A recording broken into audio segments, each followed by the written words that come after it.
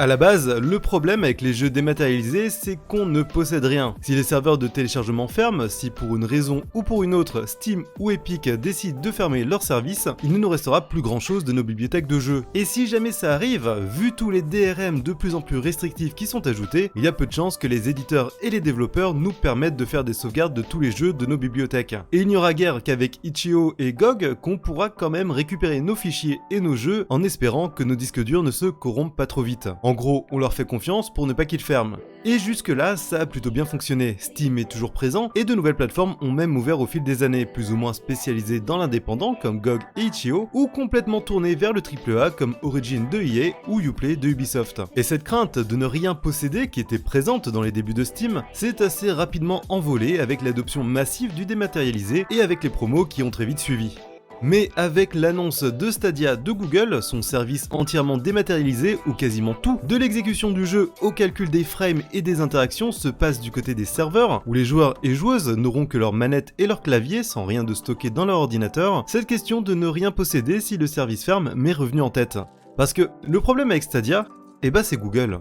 Parce qu'au-delà des lags ou de l'instabilité des serveurs qui peuvent être améliorés et corrigés, le problème avec Google, c'est qu'ils n'hésitent jamais à fermer un service ou une plateforme, si les statistiques ne sont pas assez bonnes pour eux. Toutes les entreprises ont dans leur vie arrêté le support de certains produits ou ont fermé certains services qu'ils jugeaient obsolètes. Mais pour Google, c'est presque devenu une habitude de fermer des services, des applications ou des plateformes, sans forcément qu'elles soient devenues obsolètes et sans forcément les remplacer par de nouvelles technologies. Puisque depuis 2006, ce ne sont pas moins de 174 services et logiciel que Google a lancé puis fermé quelques années, voire quelques mois plus tard. Avec notamment Google Lively qui a été fermé seulement 5 mois après son lancement et Google X un jour seulement après sa sortie officielle. Ce qui fait une moyenne d'un peu plus de 13 services et applications fermés par année et une durée de vie moyenne de seulement 4 ans. Avec un pic en 2011 où Google a fermé plus de 25 services cette année-là. Et en 2019, ce sont déjà 14 services qui ont été achevés et l'année n'est pas encore finie.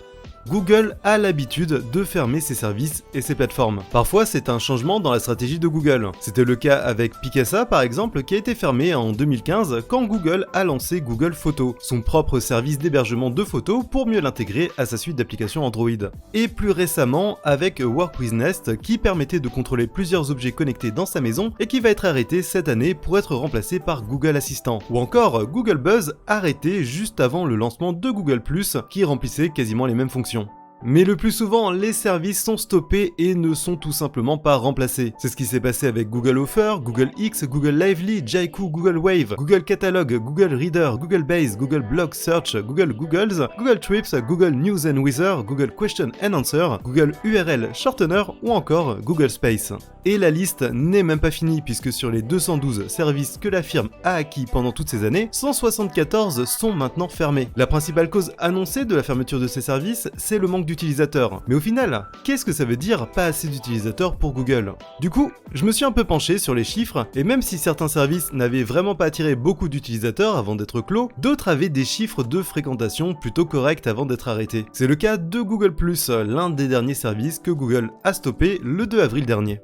Google+ a été lancé en 2011 et comptait 60 millions d'utilisateurs, un chiffre qui n'a fait que progresser puisqu'en janvier 2012, ce sont 90 millions d'utilisateurs qui utilisaient le site. En 2013, plus de 300 millions d'utilisateurs actifs et en 2016, ils sont plus de 450 millions. Mais en 2018, les chiffres déclinent légèrement et la plateforme compte entre 359 et 395 millions d'utilisateurs actifs. Et c'est cette même année que Google décide de fermer Google+, en annonçant qu'il n'y a pas assez d'utilisateurs.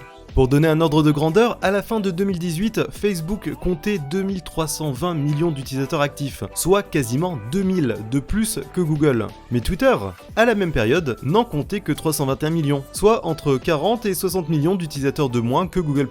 Alors évidemment, tous ces chiffres sont à prendre avec des pincettes, puisque ce sont les entreprises qui communiquent dessus et qu'ils sont certainement un petit peu gonflés. Mais ça donne un ordre de grandeur, et surtout, ça donne une idée des objectifs démesurés de Google, à la hauteur de la démesure de l'entreprise.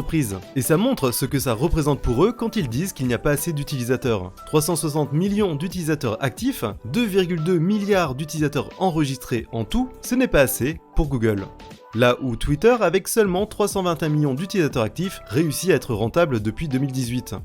Et ce qui est aussi intéressant avec Google+, c'est son intégration dans l'écosystème des services Google, et comment sa fermeture a impacté les autres services encore actifs. C'est le cas par exemple avec YouTube, qui a perdu certaines de ses fonctionnalités qui passaient par Google+, puisqu'il n'est maintenant plus possible de changer l'icône de la chaîne sur mobile pour les créateurs et créatrices de contenu. Et c'est plus problématique, avec l'arrêt de Google+, il n'est plus possible de commenter les vidéos avec une application qui n'est pas à jour, ce qui prive une partie des utilisateurs et utilisatrices de pouvoir commenter si leur tablette ou leur téléphone n'est plus maintenu à jour par le constructeur. Et aucune autre solution ne leur a été apportée, sinon d'acheter un nouveau téléphone avec l'application à jour ou de passer par un autre appareil.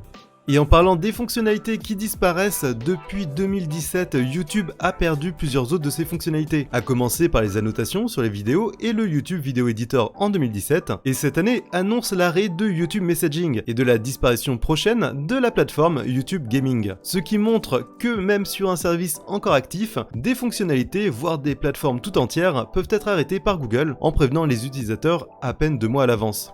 Et cette tendance de Google de fermer ses services ne reste pas cloisonnée ou dématérialisée, puisque l'entreprise n'hésite pas à changer de stratégie commerciale et à abandonner complètement certaines gammes de produits. C'est ce qui s'est passé avec les objets connectés Revolve de Nest, puisqu'en mai 2016, soit moins de 2 ans après son rachat par Google, Revolve annonce l'arrêt pur et simple de tous ses services. Non seulement les objets connectés de Revolve ne seront plus mis à jour et patchés, mais surtout ça veut dire que les appareils Revolve ne fonctionneront tout simplement plus jamais. Toutes les personnes qui avaient acheté un appareil Revolve se sont donc retrouvés du jour au lendemain avec un appareil qui ne fonctionne plus, alors que l'appareil en lui-même était encore bel et bien fonctionnel. Google a mis en place un système de remboursement mais qui n'était évidemment pas automatique. Et même si c'est impossible à quantifier sans les chiffres de Google, j'imagine que beaucoup d'utilisateurs et utilisatrices ont quand même été lésés par ce geste et ont dû de toute façon racheter un nouvel appareil. Et sur une échelle un peu moindre, Google a annoncé cette année l'arrêt de la production des Chromecast audio, qui permettait de streamer l'audio d'un ordinateur ou d'autres appareils vers des enceintes. Et avec cet arrêt, Google a annoncé vouloir se concentrer sur ces systèmes pour la maison connectée, qui sont moins spécifiques, mais qui coûtent bien plus cher, qui permettent de récolter et de revendre bien plus de données, et qui s'implantent dans les usages quotidiens pour se rendre quasiment indispensables.